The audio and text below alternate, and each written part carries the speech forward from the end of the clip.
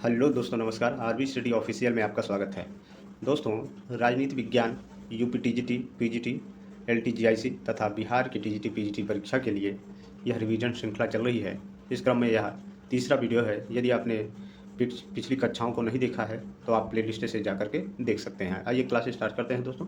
सबसे पहला प्रश्न है दोस्तों इसमें कि शक्तिशाली राजा को भी लोगों की संपत्ति लेने या छीनने का से मना कर दिया था तो मैकियावेली महोदय। दोस्तों, मैकियावेली महोदय संपत्ति के अधिकार या संपत्ति को सबसे महत्वपूर्ण वरीयता देते हैं। इनका मानना है कि व्यक्ति अपने पिता की मृत्यु को भूल सकता है, परंतु वह अपनी संपत्ति की हानि को नहीं भूल सकता है। यह प्रश्न भी बनता है दोस्तों, तो नोट कर लीजिएगा कि इसने कहा था कि व्यक्ति अपने पिता की मृत्यु को भूल सकता है परंतु पैतृक संपत्ति या संपत्ति की हानि को नहीं, तो मैकियावेली महोदय। अगला प्रश्न है दोस्तों, इसका मानना था कि संपत्ति का अधिग्रहण कालांतर में विद्रोह का कारण बनता है। तो मैकियावेली महोदय का मानना था दोस्तों कि संपत्ति का जो अधिग्रहण है वो कालांतर में विद्रोह का कारण बनता है। इसीलिए शक्ति से शक्तिशाली राजा को भी मैकियावेली महोदय संपत्ति के अधिग्रहण या छीनने से मना करता है। अगला प्रश्न है, किसने राज्य का इस प्रकार वर्णन किया है कि राज्य यह संपूर्ण विज्ञान में साझेदारी है, संपूर्ण कला में साझेदारी है, प्रत्येक सद्गुण और सभी पूर्णता में साझेदारी है। तो अनुदारवादी या रूढ़वादी विचारक एडमंड बर्क द्वारा यह कहा गया है कि राज्य संपूर्ण विज्ञान में साझेदारी, संपूर्ण कला में साझेदारी और प्रत्येक सद्गुण और सभी पूर्णता में साझेदारी है। नोट कर लीजिएगा दोस्तों। आगे ब्रैकेट में दोस्तों कुछ सिद्धांत दिए हुए हैं और उनसे संबंधित विचारक दिए हैं। तो अभिजात्य सिद्धांत या एलिट थ्योरी दोस्तों है पैरेटो महोदय की। अनुदारवादी सिद्धांत है एडमंड बर्क का और आदर्शवादी सिद्धांत प्लेटो का और सामाजिक प्रसंविदा सिद्धांत है रूसो हाफस्लाक का। अगला प्रश्न है दोस्तों और बहुत ही महत्वपूर्ण प्रश्न है, प्लेटो ने अपने आदर्श राज्य की कल्पना किस पुस्तक में की? तो प्लेटो ने अपने आदर्श राज्य की कल्पना जो प्रस्तुत की है दोस्तों वो रिपब्लिक में की है। दोस्तों, आपको पता होगा कि रिपब्लिक को रूसो महोदय शिक्षा पर लिखी गई सर्वश्रेष्ठ पुस्तक मानते हैं। अगला प्रश्न है दोस्तों कि प्लेटो को राज्य के आदर्शवादी सिद्धांत का जनक माना जाता है क्योंकि उसने अपने सिद्धांत को अच्छाई के विचार पर आधारित किया है। इसलिए इन्हें या प्लेटो को आदर्शवादी सिद्धांत का जनक माना जाता है। आगे कुछ सिद्धांत दिया हुआ है दोस्तों और उनसे संबंधित विचारक हैं। यह बहुत ही महत्वपूर्ण है, आप नोट कर लीजिएगा दोस्तों कि सकारात्मक स्वतंत्रता या पॉजिटिव लिबर्टी जो है इसका विचार दिया है हीगल ने। सुख और दुख गणक यंत्र जो दिया है तो बेंथम महोदय। बेंथम उपयोगितावाद के जनक। और वैज्ञानिक व्यक्तिवाद हर्बर्ट स्पेंसर महोदय का। लोकतांत्रिक केंद्रवाद लेनिन महोदय का है। यह बहुत ही महत्वपूर्ण प्रश्न है दोस्तों, आप नोट कर लीजिएगा। आगे दिया गया है कि रिपब्लिक केवल राजनीति पर लिखी गई पुस्तक मात्र ही नहीं है, वरन शिक्षा पर लिखी गई एक ऐसी उत्कृष्ट रचना है जो इससे पहले कभी नहीं लिखी गई। तो यह कथन है रूसो महोदय का। दोस्तों, यह विभिन्न परीक्षाओं में बार बार रिपीटेड प्रश्न रहा है, तो आप इसे याद कर लीजिएगा। अगला प्रश्न जो है दोस्तों इसमें कुछ व्याख्या दी गई है जो कि परीक्षा के दृष्टि से बहुत ही महत्वपूर्ण है। आइए हम इसे देखते हैं। राज्य के 4 आवश्यक तत्व हैं: जनसंख्या, निश्चित भूभाग और सरकार तथा संप्रभुता। परंतु कुछ विद्वान जैसे सीले हैं, डिग्विड, हॉल, विलोवी आदि ने भूभाग को राज्य का आवश्यक तत्व नहीं माना है। दोस्तों, आपसे यह प्रश्न पूछता है और यूपी टीजीटी पीजीटी की परीक्षा हो या असिस्टेंट प्रोफेसर की परीक्षा हो, खासकर इसमें यह प्रश्न बन ही जाता है कि किसने माना कि राज्य का आवश्यक तत्व निश्चित भूभाग नहीं है। तो आप इन चारों विचारकों के नाम याद रख लीजिए, नोट कर लीजिए कि सीले, डिग्विड, हॉल और विलोवी ये 4 विचारक हैं जो कि निश्चित भूभाग को राज्य का आवश्यक तत्व नहीं मानते हैं। आगे दिया है दोस्तों, सीले ने कहा कि निश्चित भूभाग राज्य का आवश्यक तत्व नहीं है। आगे दिया है, हीगल ने कहा है कि राज्य पृथ्वी पर ईश्वर का अवतरण पदक्षेप है। दोस्तों, यह भी प्रश्न बहुत महत्वपूर्ण है कि प्रश्न बनता है कि किसने कहा कि राज्य पृथ्वी पर ईश्वर का अवतरण या पदक्षेप है। तो हीगल महोदय का मानना था कि राज्य पृथ्वी पर ईश्वर का पदक्षेप है। उसके अनुसार राज्य एक संसार है जिसे आत्मा अपने लिए बनाती है। हीगल को फांसीवाद का आध्यात्मिक गुरु कहा जाता है? यह भी प्रश्न बहुत महत्वपूर्ण है दोस्तों, नोट कर लीजिएगा कि हीगल को फांसीवाद का आध्यात्मिक जनक या आध्यात्मिक गुरु कहा जाता है। आगे दिया है दोस्तों, प्लेटो आदर्शवादी सिद्धांत का विचारक था। उसने अपने प्रसिद्ध ग्रंथ रिपब्लिक में आदर्श राज्य की कल्पना प्रस्तुत की। प्लेटो ने रिपब्लिक में आदर्श राज्य की कल्पना के साथ साथ शिक्षा का भी विस्तार से वर्णन किया है। प्लेटो आदर्श राज्य की स्थापना के लिए शिक्षा को आवश्यक साधन मानता है। प्लेटो ने रिपब्लिक में शासकों की शिक्षा को इतना महत्व दिया कि रूसो ने उसे शिक्षा पर सर्वोत्कृष्ट कृति की संज्ञा प्रदान की। यह बहुत ही महत्वपूर्ण है दोस्तों कि रिपब्लिक आदर्श राज्य से संबंधित है प्लेटो की, और इसी में जो है उन्होंने जो दार्शनिक राजा की संकल्पना प्रस्तुत की थी, उनकी शिक्षा की व्यवस्था के बारे में वर्णन किया है, और रिपब्लिक को ही रूसो शिक्षा पर सर्वोत्कृष्ट कृति की संज्ञा दी गई है रूसो के द्वारा। आगे प्रश्न है दोस्तों कि रूसो के शब्दों में रिपब्लिक राजनीति पर लिखा गया ग्रंथ होने के बजाय शिक्षा शास्त्र पर लिखा गया समस्त युगों का सर्वोत्तम ग्रंथ है। आगे देखते हैं दोस्तों, आगे है कि फिर से रिपीटेड है दोस्तों, रिपब्लिक को शिक्षा पर सर्वोत्कृष्ट की संज्ञा प्रदान की है तो रूसो ने। रिपब्लिक राजनीति पर लिखा गया ग्रंथ होने के बजाय शिक्षा शास्त्र पर लिखा गया समस्त युगों का सर्वोत्तम ग्रंथ है तो रूसो महोदय। अगला प्रश्न है, प्लेटो ने निम्न विचार का समर्थन किया है। तो दोस्तों, प्लेटो पत्नियों और संपत्ति के साम्यवाद का विचार प्रस्तुत किया है। दोस्तों, प्लेटो एक दार्शनिक, एक आदर्शवादी राज्य या न्यायसंगत राज्य की स्थापना के लिए पत्नियों और संपत्ति के साम्यवाद का विचार प्रस्तुत करते हैं। इसीलिए इन्हें जो काल्पनिक समाजवाद है या कहें कि आदर्शवाद है, उसका जनक माना जाता है। आगे प्रश्न दिया है, पत्नियों और संपत्ति के साम्यवादी सिद्धांत के प्रतिपादक थे तो प्लेटो महोदय। फिर वही भाषा बदल दिया है कि बीवियों के साम्यवाद की वकालत की तो प्लेटो ने। आगे प्रश्न है, प्लेटो ने किसके साम्यवाद पर विश्वास किया है तो संपत्ति और पत्नियों के साम्यवाद पर। अगला प्रश्न है, प्लेटो के आदर्श राज्य की निम्न विशेषताएं हैं दोस्तों। दार्शनिक का शासन, अभिभावक वर्ग के लिए संपत्ति और परिवार का साम्यवाद, नर नारी के समान अधिकार। यह बहुत ही महत्वपूर्ण है दोस्तों कि प्लेटो महोदय नर नारी या महिला पुरुष में कोई असमानता स्वीकार नहीं करते हैं और दोनों के समान अधिकार की बात करते हैं। अगला प्रश्न है दोस्तों, प्लेटो के राजनीतिक चिंतन में उपयोगितावाद, समाजवाद, फाशीवाद में से किसका बीज निहित है। तो दोस्तों, प्लेटो का जितना भी राजनीतिक चिंतन रहा है उसमें उपयोगितावाद, समाजवाद तथा फाशीवाद सभी का जो है बीज निहित है। अगला प्रश्न है और बहुत ही महत्वपूर्ण है दोस्तों कि राज्य ओक या चट्टान से उत्पन्न नहीं होता, वरन उसमें निवास करने वाले व्यक्तियों के चरित्र से बनता है। तो प्लेटो महोदय का मानना है दोस्तों कि जो राज्य होता है उसका निर्माण किसी ओक या चट्टान से नहीं होता है, वरन उसमें जो नागरिक रहते हैं उनके चरित्र से बनता है। अगला प्रश्न है दोस्तों, Leo Strauss, Berlin, Hannah Arendt, Karl Popper में से किसने प्लेटो को मुक्त समाज का शत्रु माना है। तो दोस्तों, कार्ल पापर महोदय हैं जो प्लेटो को मुक्त समाज या ओपन सोसाइटी का शत्रु मानते हैं। अगला प्रश्न है, जब तक दार्शनिक राजा नहीं होंगे या विश्व के राजा दर्शन की भावना से प्रेरित नहीं होंगे, तब तक राज्यों को उनकी बुराइयों से कभी मुक्ति प्राप्त नहीं हो सकती। तो प्लेटो महोदय, क्योंकि ये दार्शनिक राजा के शासन का समर्थन करते हैं अपनी पुस्तक रिपब्लिक में, इसलिए इनका मानना है कि जब तक दार्शनिक राजा शासन नहीं करेंगे या दर्शन की भावना से प्रेरित नहीं होंगे, तब तक राज्य की बुराइयों को समाप्त नहीं किया जा सकता है। आगे कुछ विचारक दिया हुआ है दोस्तों और उनसे संबंधित कथन दिए हुए हैं। पहला है मैकियावेली। मैकियावेली व्यक्ति को छल कपट जानने के लिए, लोमड़ी और भेड़ियों को डराने के लिए शेर के गुण होने की आवश्यकता को बताता है।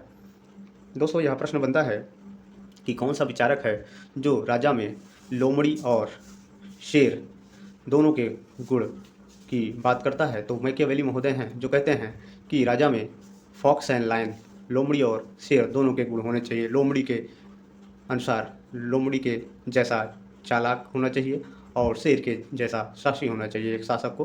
अगला दिया है दोस्तों मिल कहते हैं कि अपने ऊपर, अपने मस्तिष्क और शरीर पर व्यक्ति संप्रभु है। दोस्तों, मिल जो कि स्वतंत्रता के बहुत बड़े समर्थक हैं, इनका मानना था कि व्यक्ति अपने ऊपर, अपने मस्तिष्क के ऊपर, अपने शरीर पर संप्रभु होता है। आगे दिया है ग्रीन महोदय का यह कथन बहुत ही महत्वपूर्ण है कि इच्छा ना कि शक्ति राज्य का आधार है। ग्रीन महोदय मानते हैं कि इच्छा राज्य की उत्पत्ति का आधार है, न कि शक्ति। अगला प्रश्न है इसमें कि बेंथम महोदय मानते हैं दोस्तों कि पुष्पिन उतना ही अच्छा है जितना कि कविता। बेंथम महोदय जो कि सुखों में, विभिन्न प्रकार के सुखों में कोई अंतर नहीं मानते हैं दोस्तों। इनके शिष्य जे एस मिल ने जो है आगे चल के इसमें अंतर भी किया है, उपयोगितावाद में कुछ सुधार भी किया। परंतु यहाँ हम देखते हैं कि बेंथम कहते हैं कि पुष्पिन उतना ही अच्छा है जितना कि कविता। आगे प्रश्न है दोस्तों कि कथन दिया है, एक सेकंड दोस्तों, कथन दिया है कि तलवार के बिना प्रशंबिदा शब्द मात्र है। यह प्रश्न बहुत ही महत्वपूर्ण है दोस्त, क्योंकि यह परीक्षा में बहुत बार रिपीटेड रहा है कि किसने कहा कि तलवार के बिना जितनी भी संविदा है, जो सोशल कॉन्ट्रैक्ट की थियरी है, वो शब्द मात्र रह जाती है। तो हाफ्स महोदय हैं जिनका मानना है कि तलवार के बिना प्रशंबिदा शब्द मात्र है। अगला प्रश्न है दोस्तों, व्यक्ति को स्वतंत्र होने के लिए बाध्य किया जा सकता है। दोस्तों ऐसा विचार रूसो महोदय के द्वारा दिया गया है। अगला प्रश्न है, उच्चतर शक्ति केवल डाकुओं का झुंड बना सकती है, राज्य नहीं, ऐसा बोधा का मानना था। दोस्तों यह भी प्रश्न बहुत महत्वपूर्ण है कि किसने कहा कि उच्चतर शक्ति केवल डाकुओं का झुंड बना सकती है, राज्य नहीं, तो बोधा महोदय का मानना है। अगला प्रश्न है, राज्य का कार्य व्यक्ति में आत्मनिर्भरता की भावना को नष्ट करता है और उसके उत्तरदायित्व को कमजोर करता है तथा उसके चरित्र को कुंठित करता है, ऐसा जे एस मिल महोदय मानते हैं। दोस्तों क्योंकि जे एस मिल अपनी पुस्तक ऑन लिबर्टी में, यह भी प्रश्न पूछा जाता है कि ऑन लिबर्टी किसकी पुस्तक है, तो जे एस मिल की है। दोस्तों इनका मानना था कि स्वतंत्रता के बहुत बड़े ये समर्थक थे और इनका मानना था कि जो राज्य का कार्य है वो व्यक्ति में आत्मनिर्भरता की जो भावना है उसको नष्ट कर देता है और उसमें जो उत्तरदायित्व की भावना है वो भी कमज़ोर पड़ जाती है और व्यक्ति का चरित्र भी कुंठित हो जाता है। अगला प्रश्न है दोस्तों, और बहुत ही महत्वपूर्ण है कि कुछ विचार दिए हुए हैं और उनसे संबंधित विचारक हैं। दोस्तों सबसे पहला जो प्रश्न है इसमें, राज्य के दार्शनिक सिद्धांत का समर्थक है तो बोशांके महोदय हैं। राज्य और विधि का सामान्य सिद्धांत है कैल्सन महोदय। दार्शनिक उग्रवाद बेंथम का विचार है और नागरिक सद्गुणों की अभिवृद्धि की पूर्व दशा के रूप में गणतंत्रवाद तो मैकियावेली महोदय का विचार है। दोस्तों ये जो भी विचार दिए हैं और उनसे संबंधित विचारक दिए हैं यह बहुत ही महत्वपूर्ण है। आगे देखते हैं दोस्तों, अगला प्रश्न है कि सबसे निकृष्ट राज्य भी सबसे उत्कृष्ट अराजकता से अच्छा है, ऐसा जो है हाफ्स महोदय का मानना है। अगला प्रश्न है, वर्तमान समय में राज्य के स्वरूप के बारे में यह कथन सही है कि राज्य साध्य का एक साधन है। जो वर्तमान समय में मानना है दोस्तों, राज्य को एक साधन के रूप में माना जाता है, व्यक्तित्व के विकास के लिए राज्य को एक साधन के रूप में माना जाता है आधुनिक समय में। अगला प्रश्न है, आदर्शवादी विचारक राज्य को मानते हैं तो स्वयं साध्य न कि साधन।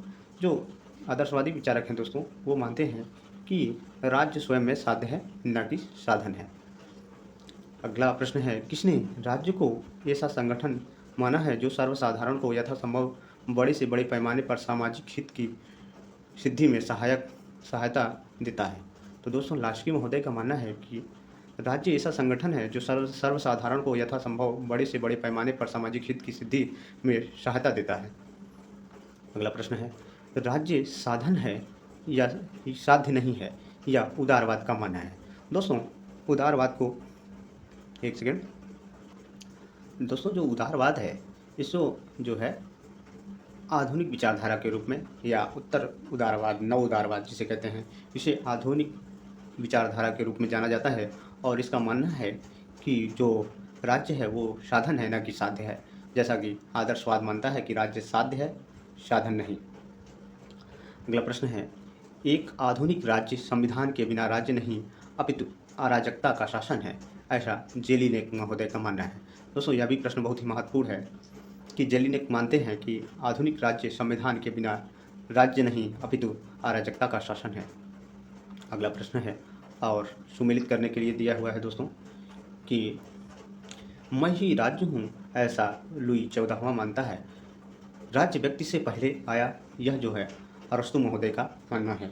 दोस्तों अरस्तु महोदय कहते हैं कि यद्यपि काल के क्रम में व्यक्ति, परिवार और समाज राज्य से पहले आते हैं, परंतु यदि हम देखें अरस्तु के हिसाब से तो राज्य व्यक्ति से पहले आता है। अगला प्रश्न है, राज्य पृथ्वी पर ईश्वर का अवतरण है, तो हीगल महोदय का मानना है। और यह प्रश्न भी बहुत महत्वपूर्ण है कि राज्य व्यक्ति का बृहद रूप है, ऐसा प्लेटो महोदय मानते हैं। यह प्रश्न सभी महत्वपूर्ण है दोस्तों, नोट कर लीजिएगा। अगला प्रश्न है, किसने कहा कि राज्य व्यक्ति का बृहद रूप है, तो प्लेटो महोदय का मानना है कि राज्य व्यक्ति का बृहद रूप है। आपने इसके पहले देखा दोस्तों कि प्लेटो महोदय कहते हैं कि राज्य का निर्माण ओक या चट्टान से नहीं होता है, वरन उसमें राज्य में रहने वाले नागरिकों के चरित्र से बनता है। अगला प्रश्न है, कौन मानता है कि राज्य व्यक्ति से पूर्व है, तो अरस्तु महोदय मानते हैं कि राज्य व्यक्ति से पूर्व है। अगला प्रश्न है, सरकारों का सुव्यवस्थित वर्गीकरण सबसे पहले प्रतिपादित किया दोस्तों, तो अरस्तु महोदय दोस्तों, आपने यह जरूर पढ़ा होगा कि अरस्तु महोदय ने 158 संविधानों का अध्ययन किया और अपनी पुस्तक पॉलिटिक्स में विभिन्न सरकारों का सुव्यवस्थित वर्गीकरण प्रस्तुत किया। तो सबसे पहले सरकारों का जो वर्गीकरण किया वो अरस्तु महोदय ने किया। अगला प्रश्न है, राज्यों का वर्गीकरण सर्वप्रथम प्रस्तुत किया अरस्तु महोदय ने। आगे देखते हैं दोस्तों,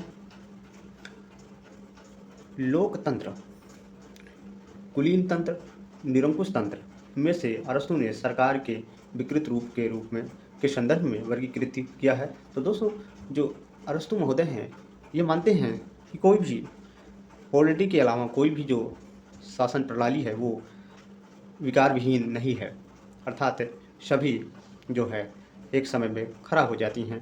और ये मानते हैं कि लोकतंत्र, कुलीन तंत्र, निरंकुश तंत्र को अरस्तु ने सरकार का विकृत रूप माना है।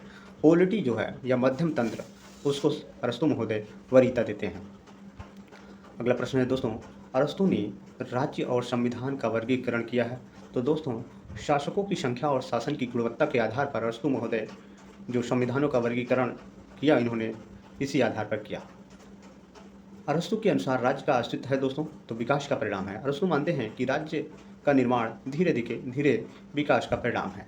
अरस्तु के अनुसार राज्य एक प्राकृतिक संस्था है दोस्तों, यह धीरे धीरे विकसित होने वाली प्राकृतिक संस्था है। अगला प्रश्न है, अरस्तु का राजनीतिक विचार प्रतिपादित करता है पॉलिटिक्स में।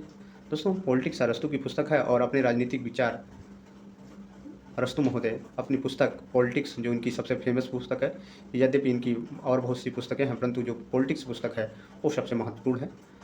अगला प्रश्न है कि अरिस्टोटल के अनुसार राज्य एक स्वाभाविक संस्था है, इसका विकास हुआ है, यह एक प्राकृतिक संस्था है। अरस्तु के अनुसार राज्य नैतिक और प्राकृतिक संस्था है। आदमी एक सामाजिक प्राणी है। Man is social and rational animal, यह विचार अरिस्टोटल या अरस्तु महोदय ने दिया है। अगला प्रश्न है, मैं ही राजू हूँ या लुई 14वां ने कहा। दोस्तों, लुई 14वां जो है दैवीय उत्पत्ति के राज्य का जो उत्पत्ति का सिद्धांत है उसका समर्थन किया और कहा मैं ही राज्य हूँ। अगला प्रश्न है दोस्तों, राज्य के 4 आवश्यक तत्व हैं, जनसंख्या, भूभाग, सरकार, संप्रभुता, जिसमें से संप्रभुता सबसे महत्वपूर्ण है। यद्यपि महत्वपूर्ण तो चारों हैं परंतु सबसे महत्वपूर्ण संप्रभुता है दोस्तों। आगे देखते हैं दोस्तों, अगला प्रश्न है, राज्य का कार्य अच्छे जीवन की बाधाओं के मार्ग में बाधा पहुंचाना है, यह ग्रीन महोदय का कथन है दोस्तों। यह प्रश्न बहुत ही महत्वपूर्ण है कि कौन मानता है कि राज्य का कार्य अच्छे जीवन की बाधाओं के मार्ग में बाधा पहुंचाना है। अगला प्रश्न है, किसने राज्य के कार्य के संबंध में बाधाओं को बाधित करना उक्ति प्रयोग किया है, तो ग्रीन महोदय हैं। अगला प्रश्न है दोस्तों कि शक्ति नहीं बल्कि सदिच्छा राज्य का आधार है, आदर्शवादी विचारक मानते हैं, विशेषकर ग्रीन महोदय का विचार है दोस्तों। जो राजनीतिक कृतज्ञता का सिद्धांत है, यह सिद्धांत टी.एच. ग्रीन महोदय ने प्रस्तुत किया। अगला प्रश्न है दोस्तों, संकल्प न कि शक्ति राज्य का आधार है या इच्छा न कि शक्ति राज्य का आधार है, यह विचार ग्रीन महोदय का है। आगे देखते हैं दोस्तों, अगला प्रश्न है दोस्तों, कथन दिया गया है कि शक्ति ही नहीं वरन इच्छा ही राज्य का आधार है, ऐसा ग्रीन महोदय मानते हैं। ग्रीन का यह जो स्टेटमेंट है दोस्तों बहुत बार परीक्षा में रिपीटेड रहा है, आप याद कर लीजिएगा। अगला प्रश्न है, आदर्शवाद है, तो राज्य का समर्थन करता है दोस्तों आदर्शवाद। आगे प्रश्न है कि जब मैं राजनीति विज्ञान शीर्षक के अंतर्गत परीक्षा प्रश्नों को देखता हूँ तो मुझे प्रश्नों के प्रति नहीं वरन शीर्षक के प्रति खेद होता है, यह विचार दिया है दोस्तों मिटलैंड ने। दोस्तों, मिटलैंड राजनीति विज्ञान को विज्ञान नहीं मानता है और यह कहता है कि जब मैं राजनीति विज्ञान के शीर्षक को देखता हूँ परीक्षा प्रश्न पत्रों में, तो मुझे विषय पर नहीं, प्रश्नों पर नहीं, वरन शीर्षक पर जो है, जो इसका राजनीति विज्ञान शीर्षक होता है, उस पर खेद प्रकट होता है, क्योंकि मिटलैंड महोदय राजनीति विज्ञान को विज्ञान की श्रेणी में नहीं रखते हैं। अगला प्रश्न है, किसने कहा राजनीति को विज्ञान मानना तो बहुत दूर, यह कलाओं में सबसे पिछड़ी कला है। दोस्तों, बकल महोदय मानते हैं कि राजनीति को विज्ञान मानना तो दूर रहा, यह कलाओं में सबसे पिछड़ी कला है। ये जो प्रश्न है दोनों दोस्तों, ये प्रश्न बहुत ही महत्वपूर्ण है। और 2021 की जो, चाहे वो टीजीटी की परीक्षा रही हो या पीजीटी की परीक्षा, इवन असिस्टेंट प्रोफेसर की परीक्षा जो उत्तर प्रदेश में हुई, उसमें प्रश्न आया था। आप इसे नोट कर लीजिएगा, बहुत ही महत्वपूर्ण है। अगला प्रश्न है दोस्तों कि अरस्तु, जेलिनेक, लॉर्ड ब्राइस तथा FW मिटलैंड में से कौन राजनीति विज्ञान को विज्ञान नहीं मानता है? तो दोस्तों, मिटलैंड राजनीति विज्ञान को विज्ञान नहीं मानते हैं।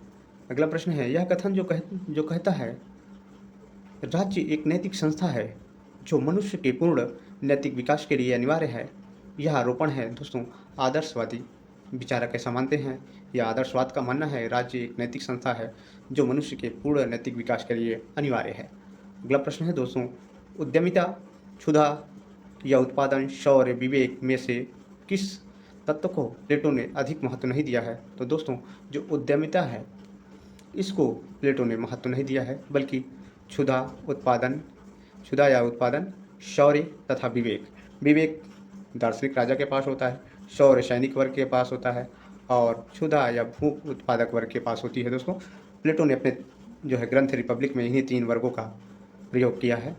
आगे देखते हैं, एक आदर्श राज्य की जनसंख्या प्लेटो ने निर्धारित की है। दोस्तों, 5040 की जनसंख्या एक आदर्श जनसंख्या माना है प्लेटो ने।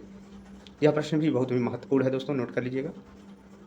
अगला प्रश्न है, वुड्रो विल्सन के अनुसार कौन कार्य राज्य का ऐच्छिक कार्य है?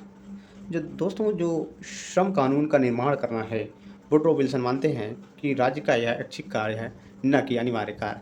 अगला प्रश्न है, राज्य न ही ईश्वर की रचना है, न श्रेष्ठ शारीरिक बल की, न ही प्रस्तावों एवं सम्मेलनों की कृति है, और न ही परिवार मात्र का विस्तार है। यह परिभाषा दी है दोस्तों गार्नर महोदय ने। गार्नर महोदय की एक परिभाषा हमने पिछले वीडियो में देखा था दोस्तों, कि गार्नर महोदय कहते हैं कि राजनीति विज्ञान का प्रारंभ और अंत राज्य से होता है। और यहाँ हमने देखा कि राजनीति विज्ञान की एक इन्होंने और परिभाषा दी है कि राज्य न ही ईश्वर की रचना है, न श्रेष्ठ शारीरिक बल की, और न ही प्रस्तावों एवं सम्मेलनों का तथा परिवारों का विस्तार मात्र है। अगला प्रश्न है दोस्तों, मैकाइवर के अनुसार राज्य को साहित्य एवं कला पर नियंत्रण, पुस्तकालयों की व्यवस्था, कानून व्यवस्था का प्रबंध तथा प्राकृतिक संसाधनों का शोषण में से कौन सा कार्य नहीं करना चाहिए? तो दोस्तों, मैकाइवर महोदय मानते हैं कि राज्य को साहित्य एवं कला पर नियंत्रण नहीं करना चाहिए। अगला प्रश्न है, राज्य एक निश्चित भूभाग में जनता द्वारा कानून स्थापना के लिए संगठित समूह है। तो वुड्रो विल्सन महोदय मानते हैं दोस्तों कि जो राज्य है एक निश्चित भूभाग में जनता द्वारा कानून की स्थापना के लिए संगठित समूह है। यह प्रश्न बहुत ही महत्वपूर्ण है दोस्तों। अगला प्रश्न है, राज्य परिवारों और गांवों का संगठन है जिसका उद्देश्य एक पूर्ण और आत्मनिर्भर जीवन प्रदान करना है। तो दोस्तों, अरस्तु महोदय मानते हैं कि राज्य परिवार और गांवों का संगठन है जिसका उद्देश्य एक पूर्ण और आत्मनिर्भर जीवन प्रदान करना है। दोस्तों, आपको याद होगा पहले हमने देखा कि अरस्तु महोदय राज्य को व्यक्ति का पूर्वगामी मानते हैं। आगे देखते हैं दोस्तों, प्लेटो का मत है कि न्याय की प्राप्ति के लिए राज्य की शासन व्यवस्था विवेकशील, निस्वार्थी, कर्तव्यपरायण लोगों के हाथ में होनी चाहिए। इन गुणों से युक्त व्यक्ति को वह दार्शनिक राजा की संज्ञा प्रदान करता है। उसका कथन है, जब तक दार्शनिक राजा नहीं होंगे या विश्व के राजा दर्शन की भावना से प्रेरित नहीं होंगे, तब तक राज्यों को उनकी बुराइयों से मुक्ति प्राप्त नहीं होगी। प्लेटो ने कहा है कि राज्य ओक या चट्टान से उत्पन्न नहीं होता, बल्कि जो उसमें निवास करने वाले व्यक्तियों के चरित्र से उत्पन्न होता है। दोस्तों, यह प्रश्न जो है यह बहुत ही महत्वपूर्ण है कि प्लेटो का मानना था कि राज्य ओक या चट्टान से निर्मित नहीं होता, बल्कि उसमें निवास करने वाले जो व्यक्ति होते हैं उनके चरित्र से बनता है। अगला प्रश्न है दोस्तों, कौटिल्य ने विदेश संबंधों के संचालन के लिए 6 प्रकार की नीतियों, जिन्हें हम सारडीगुड सिद्धांत कहते हैं, का उल्लेख किया है दोस्तों। इसके तहत क्या क्या आता है? संधि, विग्रह, औषण, यान, संशय, द्वैधी भाव। जब हम विचारकों के बारे में देखेंगे और कौटिल्य के बारे में विस्तार से पढ़ेंगे, तब हम देखेंगे कि यह सारडीगुड सिद्धांत क्या है। तो यहाँ हम ध्यान देते हैं दोस्तों, जो सारडीगुड सिद्धांत है वो विदेश नीति से संबंधित है, जिसमें 6 प्रकार के इसके अंग बताए गए हैं, जिसमें संधि, विग्रह, आसन, यान, संशय और द्वैधी भाव सम्मिलित हैं। यह प्रश्न बहुत ही महत्वपूर्ण है दोस्तों, नोट कर लीजिएगा। अगला प्रश्न है, कौटिल्य का राज्य की प्रकृति संबंधी सिद्धांत सप्तांग सिद्धांत कहलाता है। उसके अनुसार राज्य के 7 अंग हैं: स्वामी, अमात्य, जनपद, दुर्ग, कोष, दंड तथा मित्र। सप्तांग सिद्धांत किसने दिया है दोस्तों? तो कौटिल्य महोदय ने दिया है। और इसमें 7 अंग कौन कौन से हैं? स्वामी, अमात्य, जनपद, दुर्ग, कोष, दंड, बल, दंड और मित्र। दोस्तों ये 7 सिद्धांत हैं। अगला प्रश्न है दोस्तों, और इस वीडियो का आखिरी प्रश्न भी है कि एक सेकेंड, कौटिल्य के ने राज्य की रक्षा के लिए 4 प्रकार के साधन साम, दाम, दंड, भेद का उल्लेख किया है, और राज्य का सबसे महत्वपूर्ण जो तत्व है वो संप्रभुता है। दोस्तों आपसे प्रश्न बनता है कि कौटिल्य राज्य की रक्षा के लिए कौन से 4 साधन बताता है? तो साम, दाम, दंड, भेद। आप गांव में सुने होंगे दोस्तों कि साम, दाम, दंड, भेद की चारों नीति अपनाई जाती है। तो दोस्तों यह रहा वीडियो। यदि आपको क्लास अच्छी लगे तो कंटिन्यू चैनल पर बने रहिए और परीक्षा की तैयारी निरंतर करते रहिए दोस्तों। धन्यवाद।